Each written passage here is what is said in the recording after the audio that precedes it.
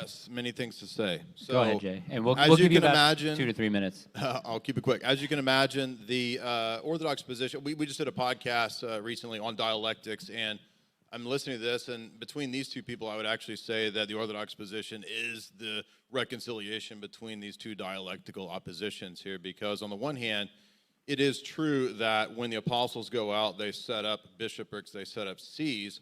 But to Gordon, I would remind you that all the way up into the time of Pope St. Gregory the Great in his letters, he mentions that the Petrine See is 3 sees, Rome, Antioch, and Alexandria.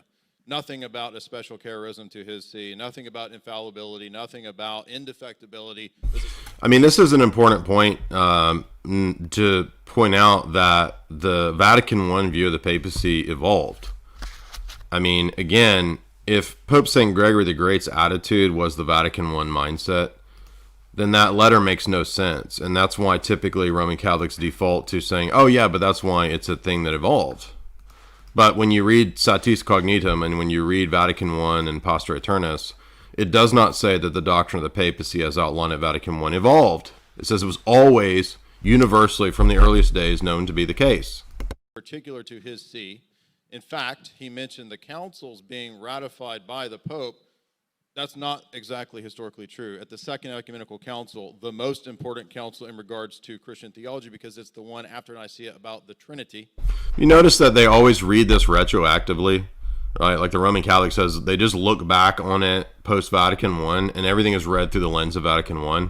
And they totally ignore the fact that the doctrine, the council that confirmed the doctrine of the Trinity was called, had, closed, and presided over by someone out of communion with Rome, St. Meletius of Antioch. Do you not guys not understand that's devastating to your position? And the guy that was going back and forth on me on the community tab, his profile was Bashar al-Assad. He's like, we've responded to this many, many times, and Lofton has responded to this, and that's because you Orthodox have no way to know dogma. Oh, is that really? So prior to the ecumenical councils in the year 323, right, prior to Nicaea, how did anybody know dogma? If you're a Roman Catholic and you are still using this played out, refuted a million times over argument that the papacy provides you dogmatic certitude, how did anybody know prior to the Pope confirming Nicaea what dogma was? Do you think that everybody was just writing letters to the Bishop of Rome to figure out what the truth was? Really? You realize how totally opposite of actual church history that is, right? You realize Irenaeus rebukes Pope St. Victor for trying to excommunicate people outside of his jurisdiction?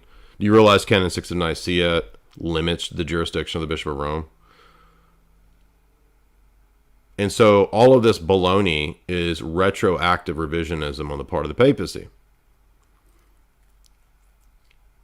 Again, does everybody not understand that this is a pretty, I think, devastating argument to point out that the actual papal definitions of the papacy do not make it a doctrine that evolves? And every time a Roman Catholic apologist is confronted with these challenges, they default to that it's a doctrine that evolves and develops. Okay, those are mutually exclusive claims.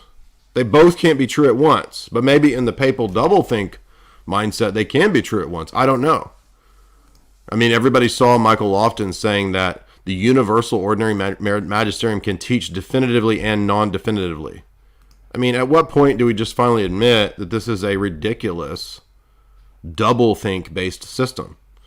Even if that were true, it doesn't matter, because you still have to submit with docility in the Roman Catholic system. That's their moral theology.